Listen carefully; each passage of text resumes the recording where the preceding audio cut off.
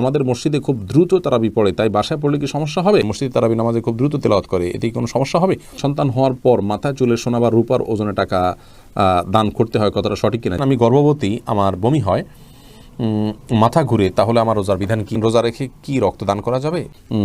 রোজা রেখে ঠোঁটে পেট্রোলিয়াম জেলি ব্যবহার করা যাবে কিনা? বাংলায় কোরআন খতম দিলে খতম হবে কিনা? ইফতারের সময় আজানের উত্তর কিভাবে দেব? যাদের রোজার ফিদিয়া দেওয়ার সামর্থ্য নাই তারা কিভাবে রোজার বিকল্প পন্থা অবলম্বন করবে? আজানের সাথে কি ইফতারের কোনো সম্পর্ক আছে? নামাজ বেহেশতের চাবি, হাদিসটি কি সঠিক? রোজা রেখে অহেতুক কথা বললে কোনো সমস্যা হবে কিনা? এরপরে নার্গিস আক্তার জানতে চেয়েছেন, আমার বাবু হয়েছে 1 মাস, আমি এখন সুস্থ, আমি কি রোজা রাখতে পারবো? হ্যাঁ, অবশ্যই। বাবু 1 মাস হলে বাবুকে দুধ পান করলে আপনি রোজা রাখতে পারবেন, এমন কোনো কথা নেই। এই অবস্থা আপনাকে রোজা রাখতে হবে, আল্লাহ তাআলা যদি আপনাকে সুস্থ রেখে থাকেন।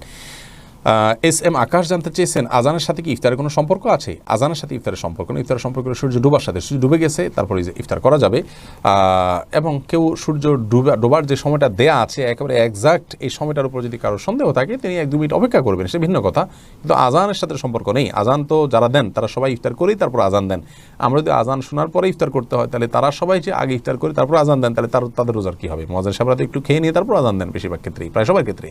অতএব বোঝা গেল যে ওয়াক্ত হলেই, আমরা সূর্য ডুবলেই ইফতার করতে পারবো, আজানের জন্য অপেক্ষা করা জরুরি নয়। নাফিজা আঞ্জুম সুপ্তি আপনি জানতে চেয়েছেন, যাদের রোজার ফিদিয়া দেওয়ার সামর্থ্য নাই তারা কিভাবে রোজার বিকল্প পন্থা অবলম্বন করবে? ফিদিয়া দেওয়ার ক্ষমতা যদি নাই, তিনি রোজা রাখার সামর্থ্যও নাই, আবার ফিদিয়া দেওয়ার সামর্থ্যও নাই, এরকম হলে সেই ব্যক্তির নিজে যখন খাদ্য গ্রহণ করবেন সেটাকে ফিদিয়া নিয়ে তো খেয়ে নেবেন। নবী সাল্লাল্লাহু আলাইহি ওয়াসাল্লাম যেমনটি একজনকে পরামর্শ দিচ্ছেন, অর্থাৎ তার রোজা রাখার সামর্থ্য নাই, আবার মানুষকে ফিদিয়া দিবেন, গরিবকে সে সামর্থ্য নেই, তিনি নিজে তো খেয়ে বাঁচেন, তো নিজে খাচ্ছেন যখন ওইটাকে ফিদিয়া হিসাবে খাচ্ছেন, সেই নিয়তে খেয়ে নেবেন। এমনি ইসলাম হোসেন জানতে চেয়েছেন, আমি রোজা আছি কিন্তু আমার পাশের ব্যক্তি গান শুনে, এতে আমার রোজার কোনো সমস্যা হবে না? আপনার রোজা হয়ে যাবে, তা আপনার উচিত হবে নিজের কানকে গুনাহ এর বিষয় শোনা থেকে বাঁচিয়ে রাখার চেষ্টা করা। আপনি আপনার জায়গাতে চেষ্টা করবেন যতটুকু পারেন, রোজা আপনার ক্ষতিগ্রস্ত হবে না এর কারণে। নাজমা বেগম জানতে চেয়েছেন, ইফতারের সময় আজানের উত্তর কিভাবে দেব? ইফতারের পাশাপাশি আপনি আজান খেতে খেতেই আজানের উত্তর দিতে পারবেন, কোনো অসুবিধা নেই, দেওয়া উচিত। এরপরে যে প্রশ্ন আমি দেখতে পাচ্ছি, আপনি আবিদ হোসেন জানতে চেয়েছেন, রোজা রেখে অহেতুক কথা বললে কোনো সমস্যা হবে কিনা? অহেতুক কথা বললে রোজার ক্ষতি হবে, মান কমে যাবে, কারণ ইমানদারের সফলতার পূর্বশর্ত হলো তিনি অহেতুক কাজ থেকে বেঁচে থাকবেন। কোরআনে কারিমের সূরা মুমিনুন 18 নম্বর পারার প্রথম দিকে আল্লাহ তাআলা বলেছেন, ওই সমস্ত ইমানদাররা সফল হবে আল্লাযীনা হুম আনিল লাগবি মুরিদুন, যারা অনর্থক এবং অহেতুক কথা কাজ থেকে বিরত থাকে। অতএব রোজা রেখে যে কাজটা আমাদের জন্য অনুচিত কাজ, হাদিসে নিষেধ আছে, সেই কাজটা করা আমাদের অনুচিত, রোজার মান এতে কমে যায়, কিন্তু মৌলিকভাবে রোজা আদায় হয়ে যাবে, সমস্যা নেই, স্ট্রাকচার ঠিক থাকবে, কিন্তু রোজার প্রাণ অনেকখানি দুর্বল হবে বা রোজার মান কমে যাবে। এরপরে রুবেল ভুঁইয়া জানতে চেয়েছেন, রোজা রেখে কি রক্তদান করা যাবে? যাবে, অসুবিধা নেই। বিশেষ করে এত বেশি রক্তদান করা উচিত নয় যাতে তিনি দুর্বল হয়ে রোজা ভেঙে ফেলতে হয়। যেটুকু দিলে তিনি রোজা রাখতে পারবেন, সহনশীল পর্যায়ে থাকতে পারবেন, সেটুকু দিলে কোনো অসুবিধা হবে না। আরিফুল ইসলাম মিসবাহ জানতে চেয়েছেন, নামাজ বেহেশতের চাবি, হাদিসটি কি সঠিক? বিভিন্ন হাদিস থেকে এটা বোঝা যায়, জি, আসসালাতু মিফতাহুল জান্নাহ, বা সালাত জান্নাতের চাবি হলো সালাত। তানভীর ত্রিহান আপনি আইডি থেকে জানতে চেয়েছেন, আমি গর্ভবতী, আমার বমি হয়, মাথা ঘুরে, তাহলে আমার রোজার বিধান কি? যদি বমি হয় এতে রোজা ভাঙবে না, ইচ্ছাকৃত বমি না করলে রোজা ভাঙবে না। হাদিসে আসেন নবী সাল্লাল্লাহু আলাইহি ওয়াসাল্লাম বলেছেন, যে ব্যক্তির বমি হয় তার রোজা ভাঙবে না, যে ইচ্ছাকৃত বমি করে হাত দিয়ে বা বের করে তার রোজা ভাঙবে। আর যদি বমি হওয়ার পর কিছু আপনি গিলে ফেলেন তার কারণে রোজা ভাঙবে, কিন্তু এমনি বমি হলে রোজা ভাঙবে না। মাথা ঘুরে বমি হয় তারপর কষ্ট করে আপনার রোজা রাখা উচিত, এটা ফরজ রোজা, এখানে কার্পণ্য করা উচিত নয় এবং ত্রুটি করা উচিত নয়। আল্লাহ আমাদের তৌফিক দান করুন। এরপর ভাই আব্দুর রহমান প্রশ্ন করেছেন, আমি একজন রিক্সা চালক, রিক্সা চালাতে গিয়ে আমাকে ঘন ঘন পানি পান করতে হয়, না হলে অনেক বেশি কষ্ট হয়, এমত অবস্থা আমার রোজা রাখা জরুরি কিনা? দেখুন ভাই, একজন রিক্সা চালক বা সাধারণ দিনমজুর বা পরিশ্রম করে অনেক কষ্ট করে যারা উপার্জন করে থাকেন, সে সমস্ত দিনমজুর ভাইয়েরা যারা রোজা রাখছেন, এই রমজান মাসে কাজ করছেন, তাদেরকে আমরা বলছি, রোজা রাখাও ফরজ, আপনার উপার্জনের জন্য চেষ্টা করো, আপনার জন্য কর্তব্য। তবে রোজা রাখতে গিয়ে আপনার যদি উপার্জনের ক্ষেত্রে আপনাকে কিছুটা ছাড় দিতে হয় তাহলে সেটা দিবেন, কিন্তু উপার্জন করতে গিয়ে রোজাকে ছাড় দেওয়া জায়েজ নয়, কারণ রোজা রাখা আপনার জন্য ফরজ। আপনার জীবন বাঁচানো যেরকম আপনার জন্য আবশ্যক, রোজা রাখাটা সেরকম আবশ্যক। অতএব আপনাকে সমন্বয় করতে হবে, রোজাও রাখবো সেই সাথে জীবন বাঁচাবো।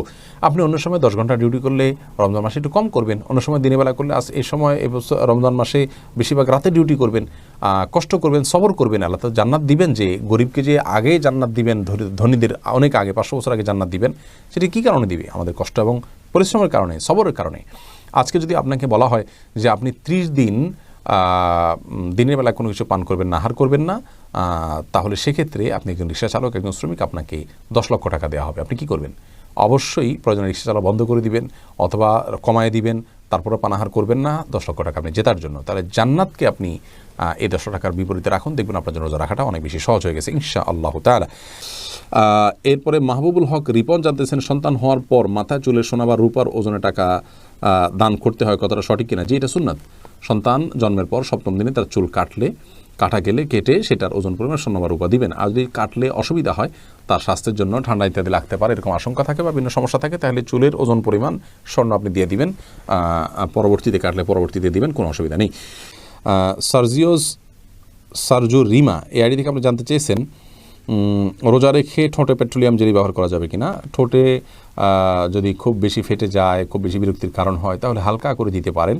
কিন্তু আপনার একান্ত যদি ঠোঁট না ফাটে বা খুব বেশি কষ্ট না হয়, তাহলে পেট্রোলিয়াম জেলি ঠোঁটে ব্যবহার খুব বেশি করলে আপনার সেটি আমাদের থুতুর সাথে ভেতরে যাবে, সে আশঙ্কা আছে। এই জায়গা থেকে এটি করা অনুচিত এবং অনুত্তম এবং করা যাবে না। এরপরে সিমন সরওয়ার জানতে চেয়েছেন, সন্তানকে আলেম বানাবো কিভাবে? ডিটেলস বললে ভালো হয়। ভাই সিমন সরকার, আপনি সন্তানকে ভালো আলেম বানানোর জন্য আল্লাহর কাছে দোয়া করবেন। তাকে ছোটোবেলা থেকে আপনার দ্বীনি বিষয়গুলো, আরবি ইত্যাদি তাকে শিখাবেন, নিজেরা দিনের উপরে চলবেন, আলেমদেরকে ভালোবাসবেন, সেই সাথে ভালো কোনো মাদ্রাসায় তাকে ছোটোবেলায় ভর্তি করে দিবেন, যে মাদ্রাসায় সার্বিকভাবে তার জন্য আপনার কল্যাণকর হবে সেরকম মাদ্রাসায় ভর্তি করে দিবেন এবং তাকে ফলো আপে রাখবেন। ভালো দক্ষ কোনো আলেমের পরামর্শ অনুযায়ী তার জন্য ডিসিশন নেবেন। ইনশাআল্লাহ এতে আপনার সন্তান আল্লাহ তাআলা আলেম হিসেবে কবুল করবেন ইনশাআল্লাহ। শাহজাহান কবি জানতেছেন, বাংলা কোরআন খতম দিলে খতম হবে কিনা? বাংলা বলতে অর্থ সহকারে বুঝে যদি আপনি খতম দেন, সেটাও এক প্রকার খতম ধরা যাবে, কিন্তু তেলাওয়াত করলে যে সওয়াবটা হবে সেই সওয়াবটা হবে না, কিন্তু বুঝে পড়ার ভিন্ন সওয়াব আছে, সেটা হবে। এটাও এক প্রকারের খতম বলা যেতে পারে, কিন্তু উচ্চারণ দেখে দেখে বাংলা উচ্চারণ অনুসরণ করে পড়লে সেটা জায়েজ হবে না, তাতে বিকৃতির সম্ভাবনা থাকে। আশরাফুদ্দিন জানতে চেয়েছেন, আমাদের মসজিদে খুব দ্রুত তারাবি পড়ে, তাই বাসায় পড়লে কি সমস্যা হবে? আপনার যদি এত দ্রুত তারাবি পড়ে যে নামাজ হয় কিনা এটা নিয়ে সন্দেহ হয়, মানে রোকনগুলাই ঠিক মতো করে না, দাঁড়ায়া একটু অপেক্ষা করে, এটা করে না, রুকুতে আপনার যতটুকু না অপেক্ষা করে না ততটুকু করে না, এত দ্রুত যদি করে অনেক সময় রুকু থেকে উঠে সাথে সাথে চলে যায়, একটু 1 সেকেন্ড অপেক্ষা করে না, এরকম করলে তো তার নামাজই হয় না। এরকম ব্যক্তির পিছনে না পড়ে বাসায় পড়া উত্তম। কিন্তু যদি একটু তেলাওয়াতটা তাড়াহুড়া করে, কিন্তু এত তাড়াহুড়া করে না যে নামাজ বিশুদ্ধ হয় না, তাহলে সেক্ষেত্রে আপনাকে জামাতের সাথে আদায় করাটাই উচিত হবে, উত্তম হবে। যদিও তারাবির নামাজ কেউ জামাতের সাথে আদায় না করলে কোনো গুনাহ হবে না, তার মধ্যে তিনি একা পড়তেও পারবেন, কিন্তু জামাতের নামাজ অবশ্যই 27 গুণ বেশি সওয়াব রাখে।